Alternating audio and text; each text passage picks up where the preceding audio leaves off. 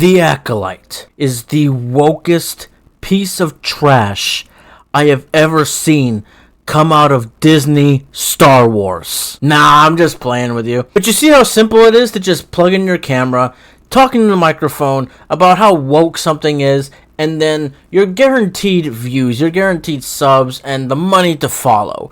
Like, in that joke alone, I'm pretty sure I trapped some flies. And for you flies I caught in my trap, you might as well stick around, because I am reviewing the entirety of The Acolyte. Hello there, welcome back to Bits and Scripts, where media literacy is alive and well. And in this video, you better strap in, because we're going to explore the good, the bad, and the ugly of The Acolyte. It's been a long 8-week journey with this show, and I have really been looking forward to putting together this review for you guys. And I just want to start off by saying that this show, The Acolyte, it would have been better off as a binge release. In other words, they should have just released all the episodes at once rather than giving it to us week by week by week by week. Because this is a mystery show, a whodunit, if you will, that turns into a why'd they do it. However, the one thing that this show did not pull off, that it was supposed to pull off, was a good mystery element. Because that's what every good whodunit needs. However, in the case of The Acolyte, it was not that good of a whodunit. Now, am I trying to say that The Acolyte is a terrible show? That it was just straight garbage? Of course not. However, it wasn't that great either. It wasn't amazing like everybody thought it was going to be. There are a few things that really weigh this show down and prevents it from becoming the kind of show that we should have had, and also prevents it from getting a higher rating than it should from me. So The Acolyte takes place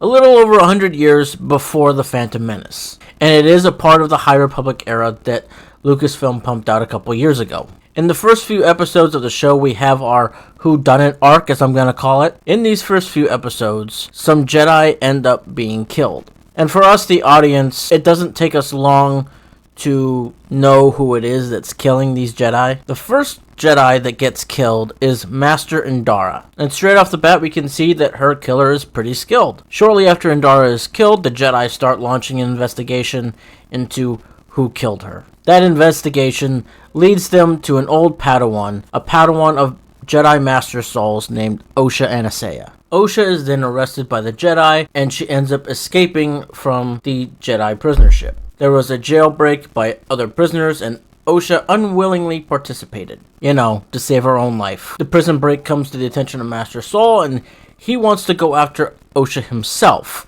so he can get some answers. He thinks he's the better candidate for this mission because he is Osha's old master. Right before Soul catches up with her, she gets a vision of May and her when they were little, and from that she figures out that it's May that's killing Jedi. However, May's not the only one involved. May has a master, a stranger in a mask with a red lightsaber. Within the next couple episodes, we're introduced to a new character named Chimere, who kind of follows May around and acts as the stranger's person that he has collected. Now, when we get to episode 3, here's one of the things that proves that this show should have been a binger rather than a weekly release. Episode 3 is a flashback to Osha's childhood on Brendok. We find out that May and Osha's mothers are a part of a coven of witches on the planet Brendok, and they are one of the multiple religions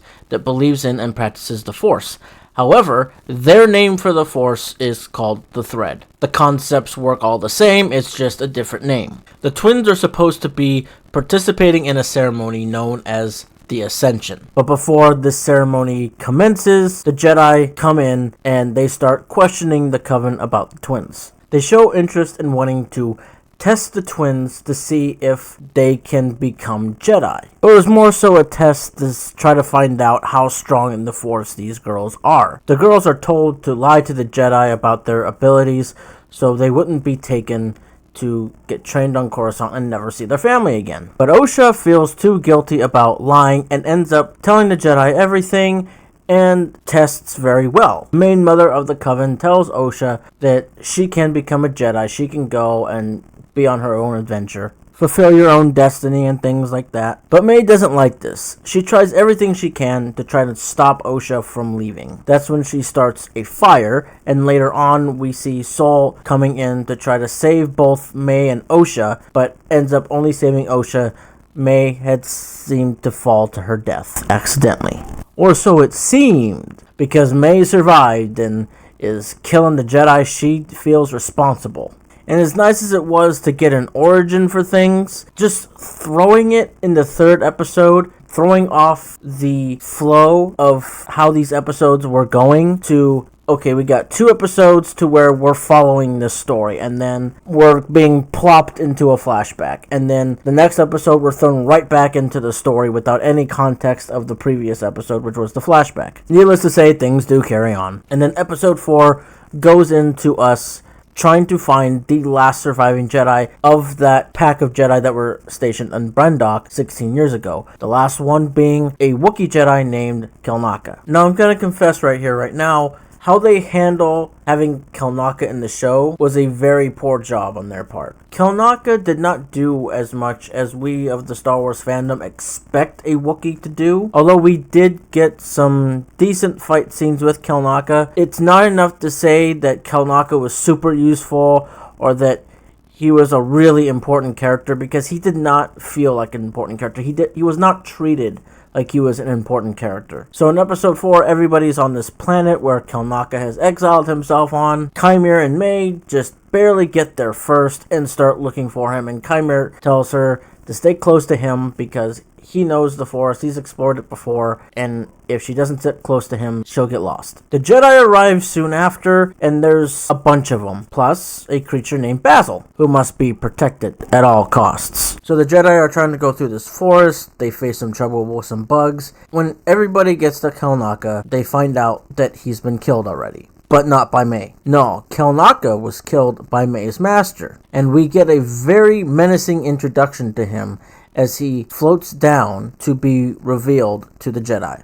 Everyone pulls their lightsabers, the stranger does a force push to the Jedi, and then cliffhanger ending. Then we get episode 5, the most action-packed of the series. Actually, one of the 2 most action-packed episodes of the series. Now, before I go any further, there are some other characters I do need to tell you about that were important up until now. So we know there was Sol, there's May and Osha. So Sol's the Jedi Master, May and Osha. Osha was Sol's apprentice. May is presumed dead, but's been going out there killing Jedi. Then there's Jeki, who is Sol's recent Padawan. There's Yord, who has been recently knighted and is trying to prove himself by being this walking definition of a perfect Jedi Knight. And then there's Master Venestra, one of the Jedi Masters, who has been trying to keep the mystery of these Jedi being killed hush-hush. And then there's Chimera, as I mentioned. But this is our main cast. Those Jedi are the Jedi that we see all the time, until now. Sol, Jeki, and Yord are the important Jedi on this mission because they're the main characters up till episode 5. In episode 5, they're all dueling the stranger, and he's just killing these Jedi left and right. Sol seems to be the only one that can handle him. Jeki held her own for a while, but was sadly killed because the stranger ended up having 2 sabers, a main lightsaber and a Shoto saber. However, Jeki didn't die in vain because right before she was killed, she helped to reveal who the stranger is. And it was none other than Chimera, who everybody was guessing. Honestly, I wasn't too disappointed about that reveal. Yeah, I saw it coming, but it just made sense. And he does strike me as a villain type. So after Jeki dies, Yord tries to go at him, but then he gets his neck snapped. So by the end of this episode, a lot of our main cast has already been killed off. This is just another Rogue One. So by the end of episode 5, May knocks Osha off her ass and knocks her out, and then trades places with her and goes with Sol, and Sol thinks that she's Osha. However, Chimera finds Osha and brings her to his planet. which leads into episode 6. Now, episode 6 is mostly a whole lot of nothing. Chimera tries to connect with Osha so he can try and train her. May is on Soul's ship trying to sabotage it and kill him. She also factory resets Osha's droid, which had some people in an uproar for some reason. However, from this point though, Osha does start to display a lot more darker emotions. She's showing frustration, she's showing anger, she's showing sadness. All of these emotions she's showing more and more and more. One of the more useful things about episode 6 is that it gave us a clue into Chimera's backstory, and we just find out that he was a Padawan and that his master turned on him and hurt him. And the episode ends by May putting on the Stranger's helmet, or Chimera's helmet, because it's supposed to work the same as the deflector helmet that Luke wears in A New Hope. And then we get to episode 7, and episode 7 is the flashback to Brendok again. However, this time from the point of view of the Jedi, or at least the Jedi that were there. So in this flashback episode, we learned that the Jedi were on Brendok because the Jedi believed that there was a vergence in that planet, because that planet was affected by a hyperspace disaster that happened in the High Republic novel Light of the Jedi. That was actually the first High Republic novel. And it was a really good nod by Leslie Headland to the novels, to the reading material. And it kind of proved to me that she did do her homework for this show, and that she did have some passion for Star Wars. And she does have some passion for Star Wars. Like, there's a lot of passion if you look at little details. If you look at certain races that have been brought in from Legends into canon, you can see her passion by bringing Cortosis from canon, which deflects lightsabers and shorts them out, and we'll get to that in a second. But let's get back to episode 7. The Jedi believe that this planet Brendok is getting too much life, and that there may be a vergence that is helping to create the life there. They've apparently been there for a while, and Indara's Padawan is getting impatient. He's tired of eating the same food all the time, and he just wants to go home to Coruscant. He just doesn't feel like this is an exciting mission for him. And Dara gives Sol a hard time about not having a Padawan, and Sol expresses his want to have a Padawan. And then very shortly after is when we come back to the scene of him discovering the twins. But this is explored even further by showing him actually infiltrating the Coven's facility, or Coven's home, and spying on them and seeing how they do things. He brings the news back to Indara and the other Jedi, and they go, and as episode 3 shows, they go to imply about the girls, trying to get them tested. Eventually, at the end of the episode, Torben and Sol decide that they need to save the girls. They need to take the kids so they can be safe, because they feel like the witches are a threat to them.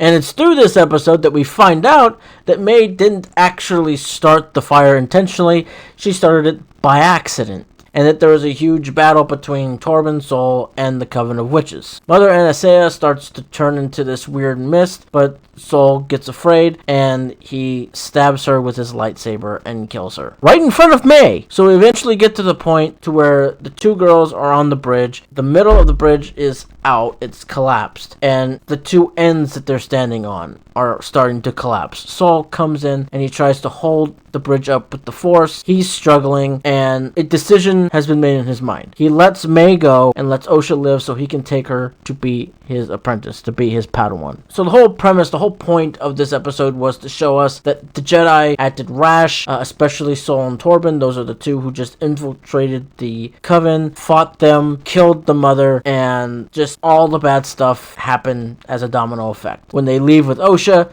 nothing is left, and they even think May is dead, but she's not. So now we get to what I consider to be the best episode of the series, which is episode 8, the last episode, the season finale, which I'm hoping we get a second season, but we'll talk about that in a second. We pick up from where we left off with May wearing the helmet. Chimera comes in and senses that she's in some sort of inner turmoil. The Force is kind of out of whack, and he gets worried about her. But before he can get the helmet off, she triggers some Force vision, some Force event that he gets a little bit scared of. But he struggles and manages to get the helmet off of her. This is when Osha reveals that that she's had a vision of May killing Soul. So they decide to go to where Soul and May are going. But as they leave, we get a cameo from a certain character that everybody's been wanting to see in live action, and that is Darth Plagueis. Now, we only see like a couple seconds of him because like he's kind of in the shadows watching them, which is kind of typical for Plagueis if you think about it. So back on Coruscant, Venestra is in a bit of a pickle because there's a senator that wants to look into the Jedi, into the possibility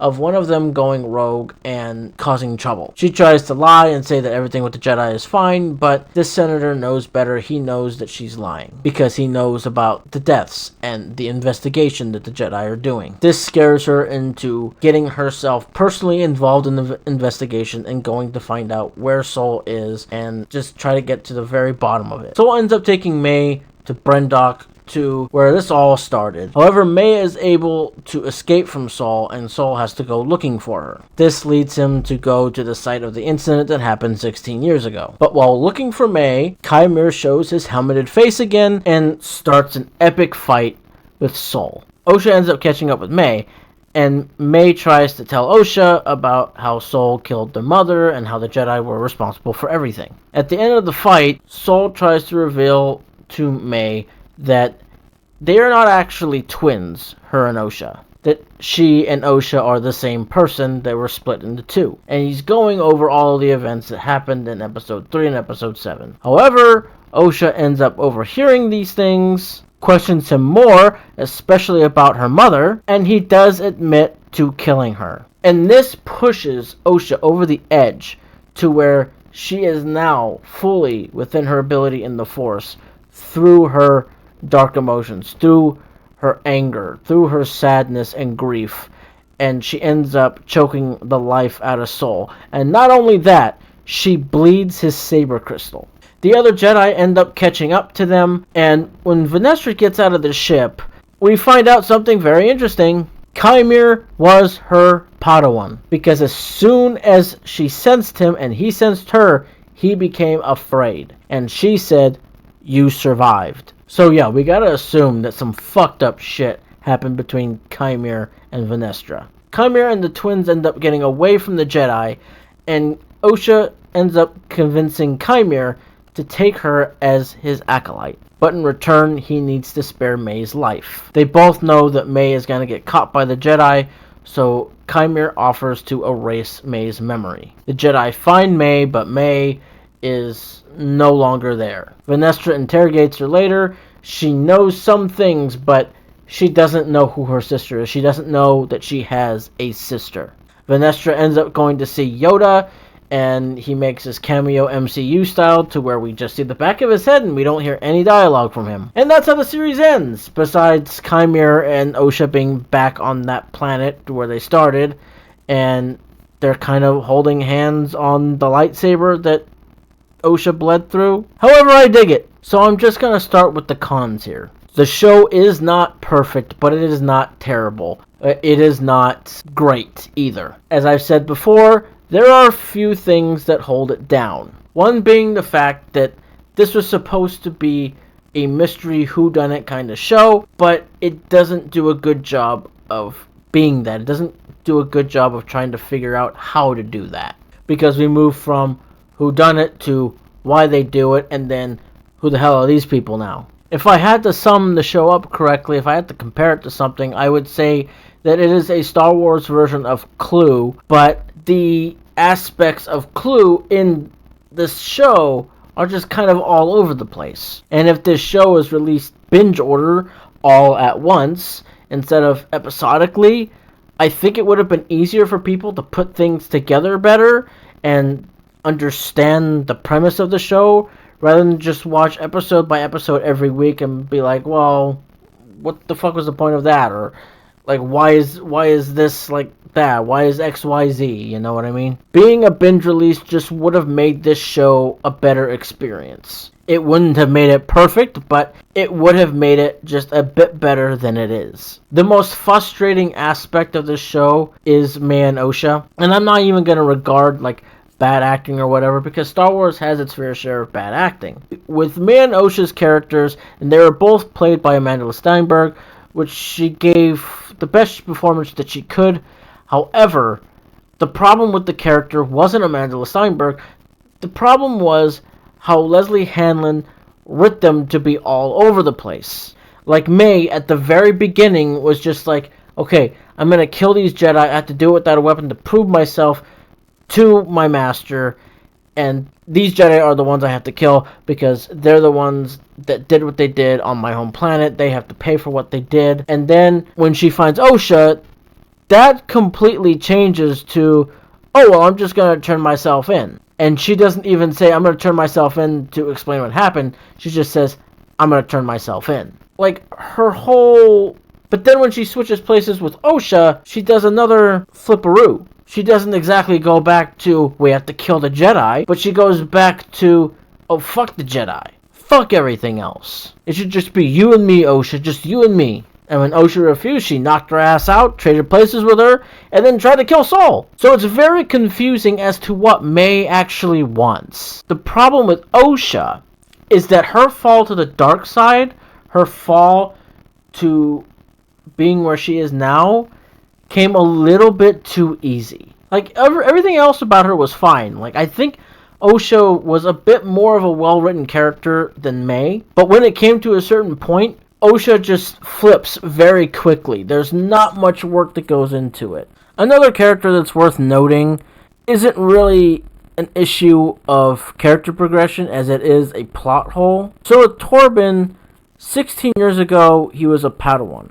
And then when we find him on this other planet to where he's a master, but he's taken the Barash vow, to where he's just meditating, he's not doing much of anything, we assume that the guilt that he's felt for what happened on this planet affected him so much that he couldn't possibly advance in the Jedi to the rank of master that quickly, or just with that whole amount of guilt that he carries. And also the Barash vow, as far as I understand it, is kind of taken as soon as the Jedi feels like, oh, well, that was fucked up what happened. It was my fault. I should just exile myself. But it just seems like Torben was just sticking around chilling until he became a master. And then he was just like, alright, peace out. I'm going to take a Barash vow and not speak to anybody ever again. And then there comes Kelnaka. Again, Kelnaka was a disappointment because we didn't see from him as much as we thought we were going to see. We didn't see as much Wookiee action as we Star Wars fans deserve to see from a Wookiee, especially one that is a Jedi. And another strange thing about Kelnaka is that the little hut that he was exiled in had these markings that resembled the markings of the Coven of Witches on Brendok, and we're never given answers as to why he has those drawn over his wall. The pacing in the show was also very poorly planned, because there should have not been a need for 2 whole flashback episodes. I can see the need for 1 flashback episode, and then another episode having fragments of those flashbacks from a different character's perspective, but for there to be 2 whole flashback episodes, for us to have to see that whole thing play out just from another party's point of view, was just a waste of time. A lot more could have gotten done if they would have just done episode 7 to where they had fragments of a flashback from Sol's perspective, or from Torben's perspective, or Indara's, or whoever's. But the biggest problem with the pacing in general, the pacing suffers from how short these episodes are. And it's another example of why this show needed to be a binge release versus a week-by-week release. Because with the exception of 2 episodes, the rest were very short, and none of them were satisfying. Things are only starting to feel satisfying now because we have all the episodes, and now whoever wants to go back to binge it and try to make even more connections can do that now. But you can say that there was one other thing that affected the pacing. The amount of things that got done in just a singular episode. Because for me, it doesn't matter if the episodes were 30 minutes, 35 minutes, 40 minutes. Even in the 30-minute episode, you could have gotten plenty done, but there were just instances of characters just sitting there, nothing getting done, the story not progressing as much as it should have in a singular episode, despite of how long it was. But for me, I think that this show, if we get multiple seasons of it, if they've decided, like, yeah, this show is something that needs multiple seasons, because there are things that have gone unanswered. But if we do get multiple seasons of this show, season 1, what we just got, needs to be a basis for them to study, so they know how to better pace the second season. Because realistically, with this show, Star Wars dips its toes into a territory where it's never dipped its toes into before. And that is the mystery category, the murder mystery, the whodunit, the clue kind of thing. But again, it didn't do it very well. If they still want this show to be a murder mystery show, if they still want some form of mystery in the series, then if we get a second season, if we get a third season, fourth season, they need to do a better job at concealing the mystery and letting it slowly be solved, rather than just solving one aspect in one episode and another aspect this episode. No, it needs to be slowly unraveled. I'm not saying take forever to the point to where the whole thing gets exposed at the very last episode. No, things can start to unravel in the middle of the season, towards the end of the season.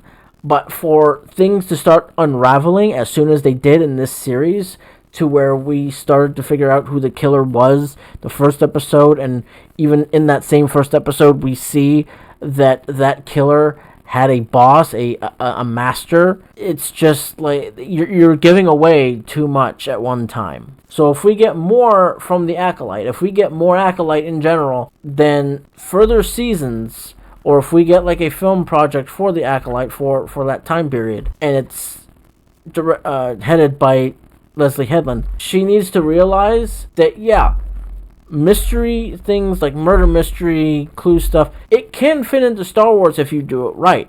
I think she gave it her best try, but she fell short. There are some aspects of the show that I really did like. My favorite character in this show is Chimera. Like, the guy has a personality on him. He's able to look harmless and then prove to be this badass killer that kills when he has to. Like, the only reason he killed the Jedi is because he felt like he had to, because they found out who he is. You know, like, Chimera's character is the only one, well, is one of the few, the very few, that has good character development. Like, his dynamic with May and Osha is very different. Like, with May, it was just trying to take on an apprentice, and he saw those raw emotions of anger and hate she had towards the Jedi, and just like, oh, I can use that to make her my apprentice.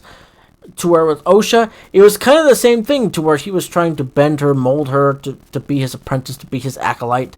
But as he was attempting to do this, he was finding that he had a lot more in common with Osha than he thought he does. Now, Soul is the heart and soul, no pun intended, of this show. Mostly because of the actor who plays Soul. He was so committed to the role that he was willing to learn English to be in Star Wars, to play Soul. And the way he went about playing his character was inspired by Qui-Gon Jinn. And Soul is a very Qui-Gon-ish character. But for the character Soul himself, Soul is what I would say, he's a traditional Jedi, but at the same time, he's not a traditional Jedi when it comes to the people he cares about. Because he does develop attachments towards his pupils. Like, he developed a strong attachment towards Osha. He developed an attachment towards Jecki. He cares genuinely for Jecki. He cared even more for Osha.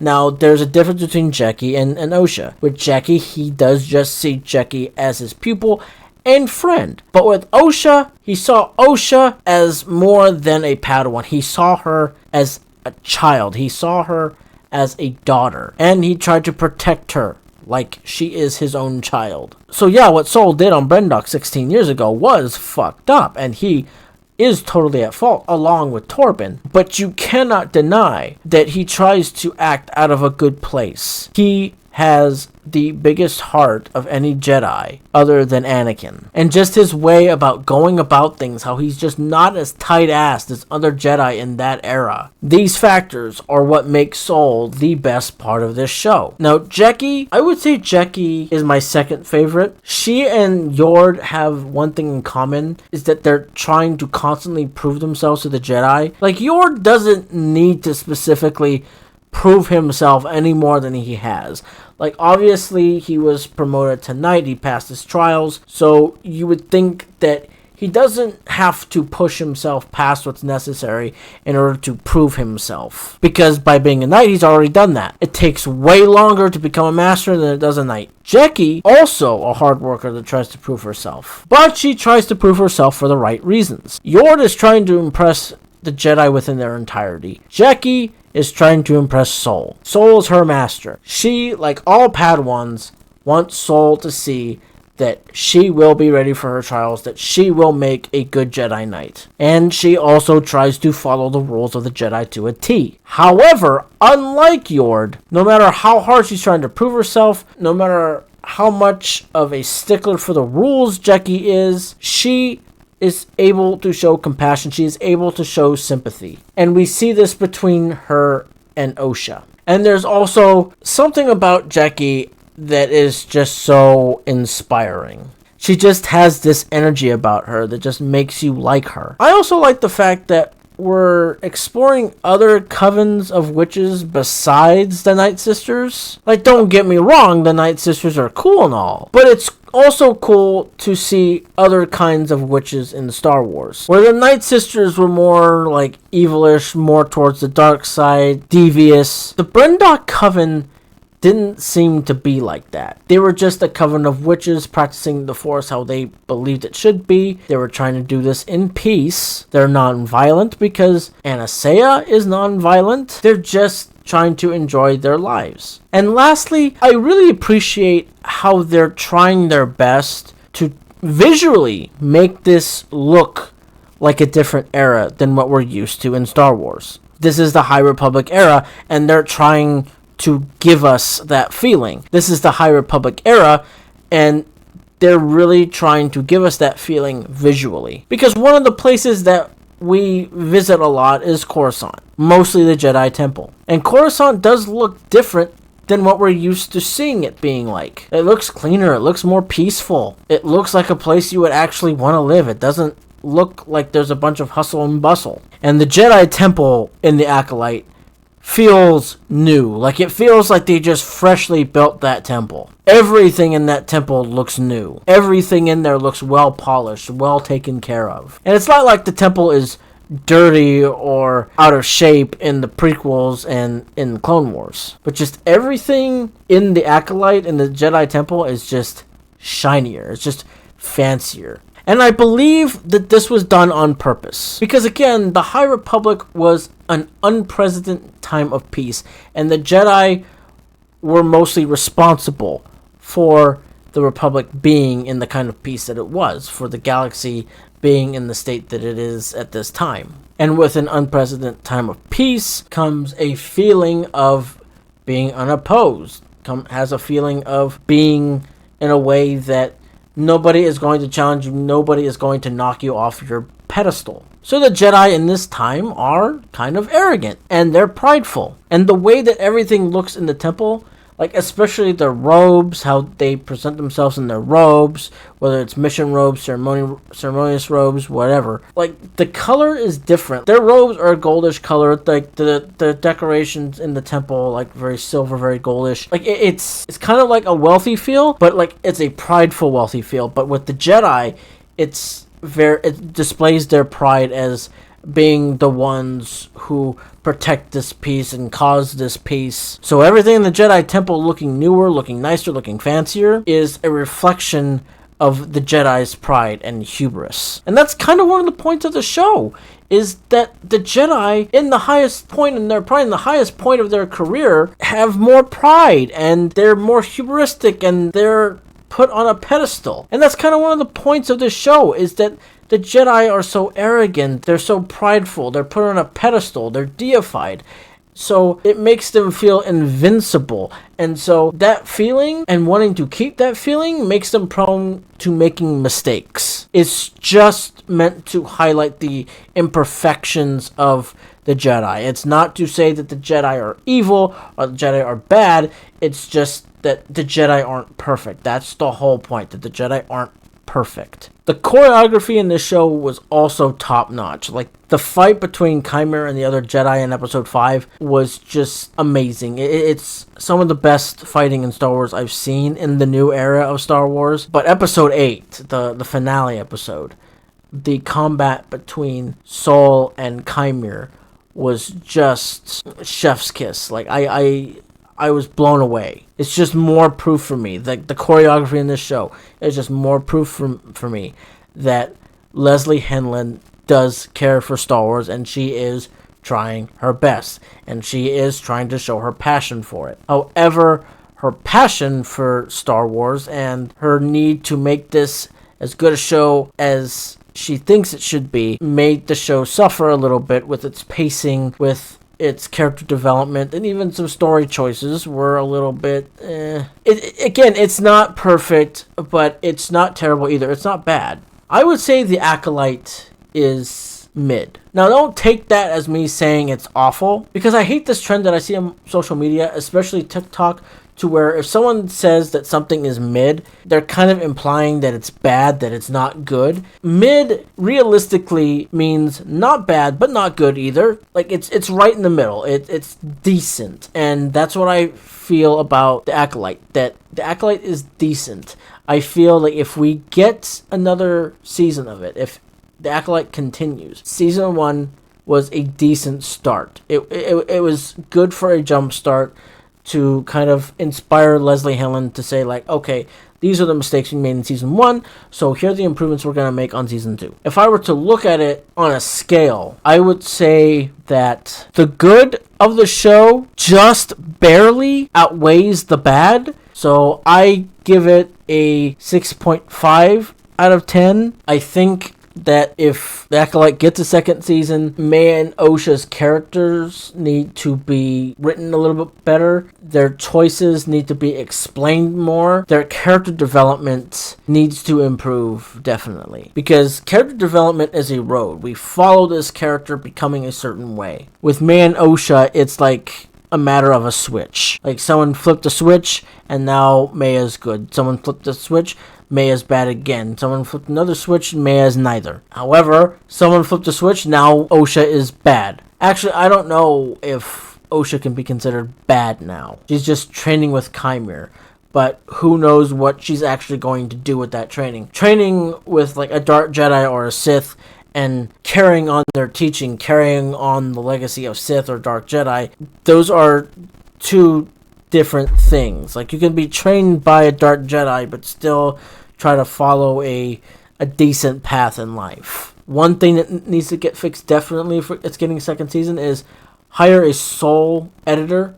Hire an editor that is just for editing all these episodes, because you can tell there are different editors on different episodes, and the differences in work showed. Like, there are some episodes that are not cut as well as other episodes. So the editing needs to improve. The character development needs to improve a little bit. Let's not make characters posts. And what I mean by that is, like, let's not keep them the same. Like, the only character who had really good progression was Chimera. Soul is a character that I can use an example for character deprogression. Like, the more we learned about him, the more his character kind of declined in a moral value. Because of episode 7, we see the kind of choices that Soul is willing to make, and sometimes those are not the best ones. I think a season 2 of The Acolyte could actually prove to be not only better than the first season, but I think it could prove to be some of the best of Star Wars television. So what did you guys think of the series as a whole? Let me know in the comments. Give this video a like, subscribe, and until next video, good night, everybody.